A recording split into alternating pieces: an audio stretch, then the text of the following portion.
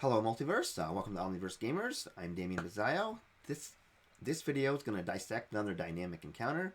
We're going to call this one Sandworm Cliff.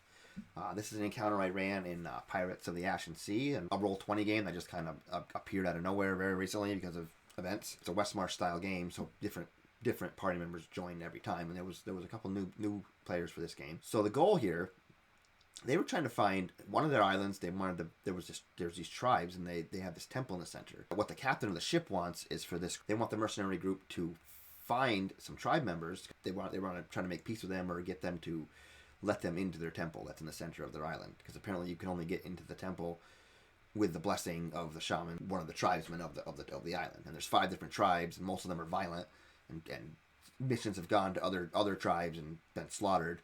Whereas missions that have come to this side of the island, they just haven't found any tribes yet. So they're trying, maybe they're peaceful, maybe maybe they have a better chance. So they have a bard that joined the group with his charisma. Even though he's a barbarian, he has some more charisma than the rest of the group as far as convincing and stuff like that. So their goal was to find some of these tribes. So they get to the encounter, like they get to the island. They do some stuff.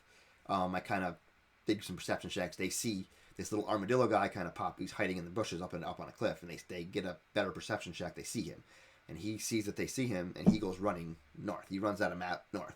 So they kind of sneakily stalk up and look through all the bushes and try to find this armadillo. This armadillo tribesman, which I just found another race, and I just added armadillo stats to them. I gave them a little roll thing. I think I used turtles and tabaxi together, because armadillos have claws, but they also have armor.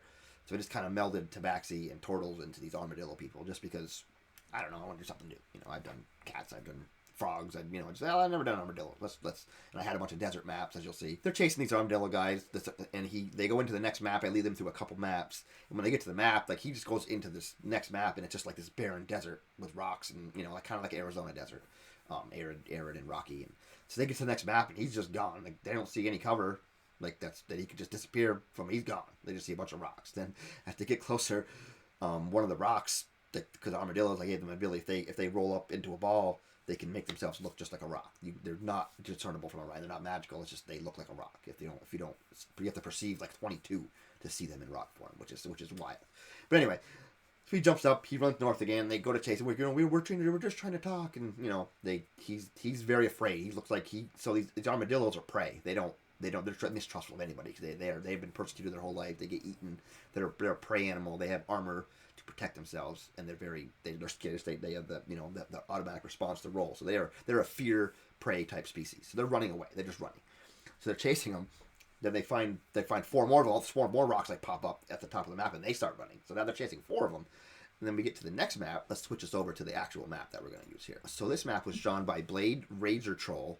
I'll send you a link to their Reddit down below. This map it's really simple and really cool.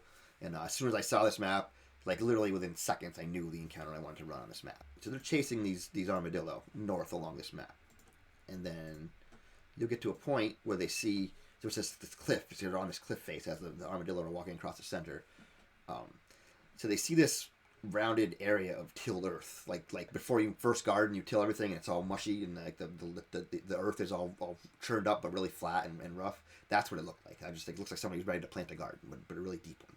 So they kind of get curious. They get closer, and the armadillos run away as they're trying to talk to them. The armadillos are still running, and as some of the characters get closer to this hole, I have them all roll a perception check, and 3 of them out of the 5 feel the ground rumbling below them. I was gonna have they had a chance to run away, but then and 2 of them did. But then one of them was well, I want to make sure the other people know there's something coming. I'm telling them that this thing is some back up. So he shouts that.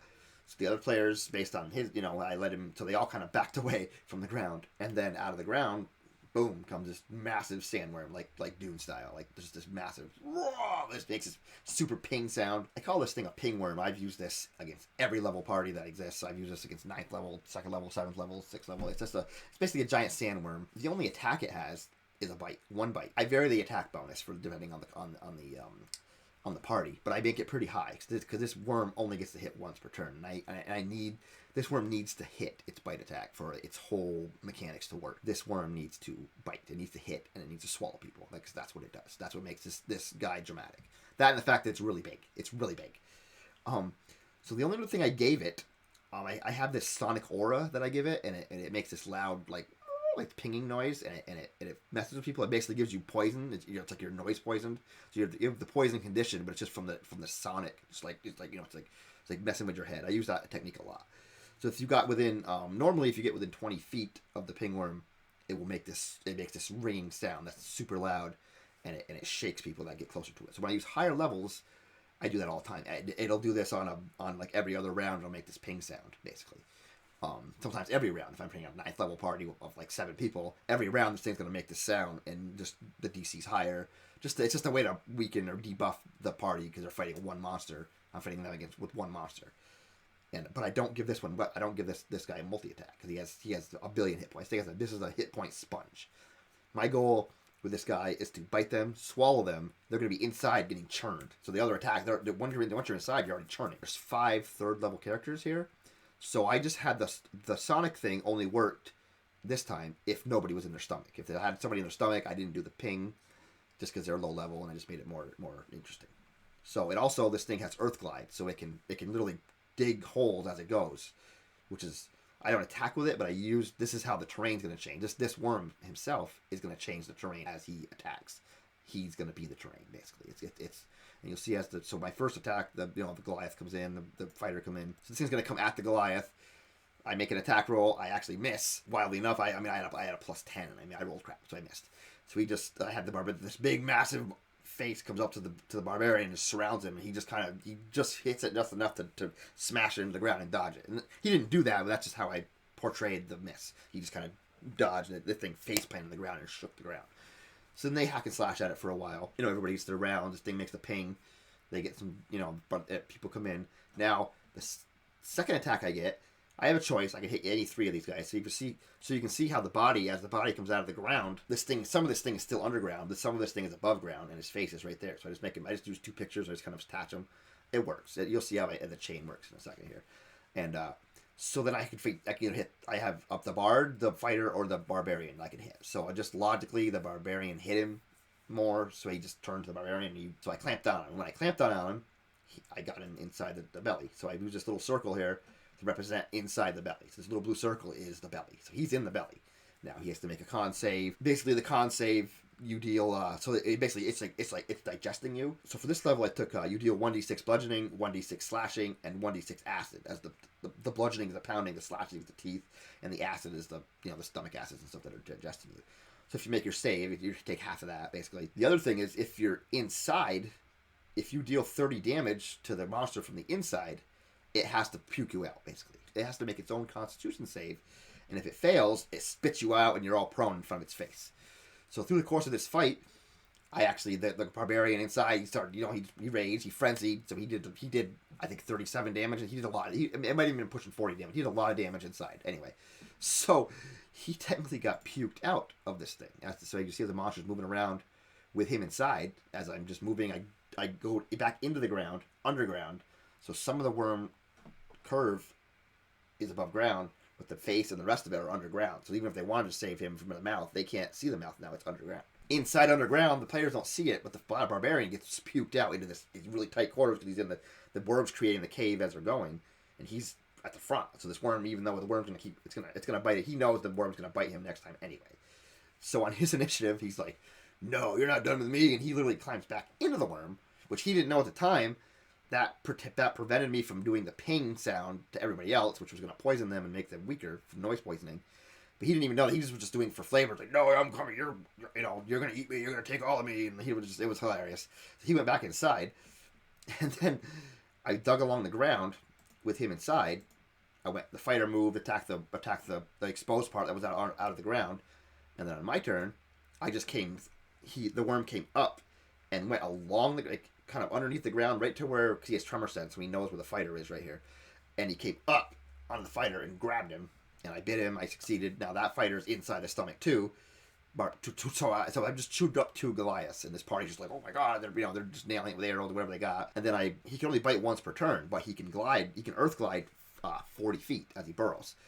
So I came up, I bit the fighter. Then I went right back down to the ground, right where the barbarian is. It's right at his feet. I went underground, right underneath him, and I made him roll an athletics check to, because the earth below him got got wrecked. He passed, but he's basically surfing on top of this thing as it's gliding along the earth. I come at the ranger, who also made a really good check. He's kind of balancing on it. So now this thing's gliding across the earth with them on it. Like they're standing on solid ground, but they're standing on the worm as it's dragging them. As I'm coming at the last character who hasn't been hit yet, I'm coming right at him with his mouth, coming right out of the ground at him. While the Goliaths are inside fighting it, and the other two are riding on top of it fighting it. The way it worked out, the barbarian on his last turn, he has a glaive that he can attack with it, but then he can also do like a trip or shove attack with it. It has a little hook. So he asked if he could hook the inside of the tooth to kind of like yank it, kind of like doing when you yank the things and the worms turn. He wanted to kind of yank it and lift the thing up out of the ground to give the other people a better shot. So he did. So I made him work out athletics. He made his athletics check. The thing failed. He won. So I let him turn it just enough to get the head out of the ground. A perfect shot. So the Tabaxi rogue was right next to the ranger. So as he came in, he had a sneak attack and he dealt the killing blow. So like it was a great team. It was a great team effort to fight this thing. Everybody was, even though I didn't actually hit the Tabaxi or the ranger, they got enough drama. They were coming at them, and they were like, it was enough to give everybody some fun. And the Goliaths were obviously inside because it's hard to challenge the big guys, and they were inside just getting chewed, and they were having fun just attacking from the inside, and it was just a great little attack. So the purpose of this attack, after they beat that, the armadillos that were running away, they kind of all stopped, and they were just like, "You killed the great Woogala," and the armadillo tribe demeanor totally changed because it's almost like they respected this group. They're like, you just killed one of our worst enemies, basically. So they that was their buy-in for trust for these armadillos. So then the armadillos, they kind of interacted, they got to know them, and that'll lead to the next encounter. But you can see that was a crazy three-dimensional battle that happened in maybe 60 by 40 foot map. It's a giant map, but the battle took place with a 40-foot worm, and that whole fight took place in a 60 by 40 little square. So you can see how you can use Roll20 to show these grand things, but also you can do a fight right in this little area, and it's not just they all attack one area. They was moving around. They were going underground, above ground. It was very three-dimensional, but they didn't really move a lot out of screen. So it was a great Roll20 combat because everybody could see everything. It was really clear. It was great. And like I said, the whole point of this encounter was for them to prove themselves to the armadillos. They were trying to fight the armadillos through several maps. They couldn't interact with them, and that was like the goal. They were leading them deeper and deeper into this trap. And there was a trap, but it was also it was a beneficial trap for them to spring, basically. And it was just a good way to further the story.